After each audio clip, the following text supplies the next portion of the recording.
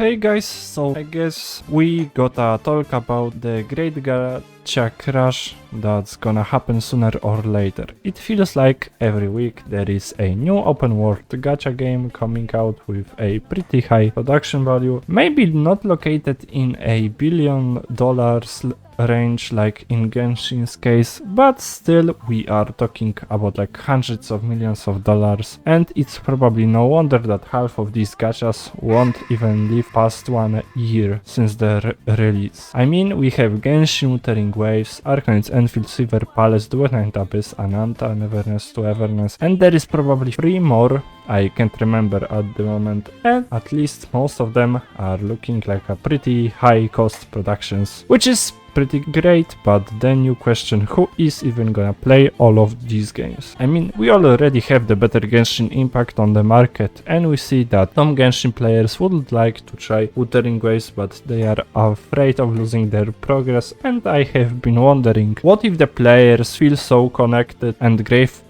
to Kuro games that the same thing will occur where they won't want to abandon WoA to go to other gacha games, and if so, the majority of these before mentioned gachas will be screwed, but some of them with a pre-established fan bases like Arknights Enfield will probably still succeed, which makes me feel secure about the game's future. But it's only with this game, to be honest. Like Neverness to Everness just has Tower of Fantasy as its predecessor, and like bro, it's just so buns. Now, do I pray for the downfall of these games?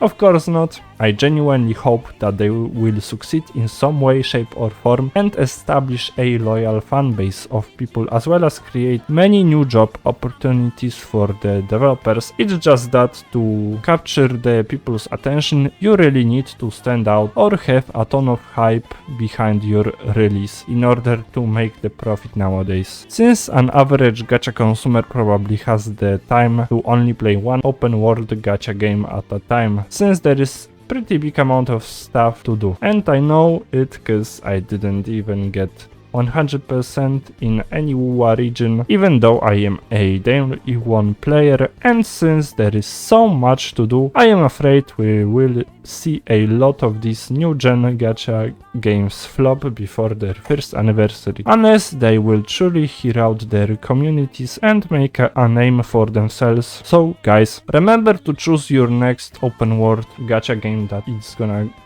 come out, to choose it wisely, otherwise you might regret spending your time and hard-earned money when they announce a shutdown of the game. The most safe gachas I would say are Arknights Enfield, which what I will be playing 100%, so if you are hyped for the game, then subscribe and you won't miss an update on it, since I am so hyped for it and confident in its success. I've been waiting for like 2 years by now, and I think this game is gonna be great, since the studio behind Arknights is developing it, and if you have a fan base that plays your game for 5 or 6 years now, I think the continuation of said game is gonna attract even more players, especially if it has many unique twists on just the standard open world gacha formula. I won't go into much detail here about them, but do know it's gonna have base management as well as building. And one of the last 2 gachas I would say are not gonna shut down within a year of their release is Ananta. This game is pretty much an anime version of GTA 6. For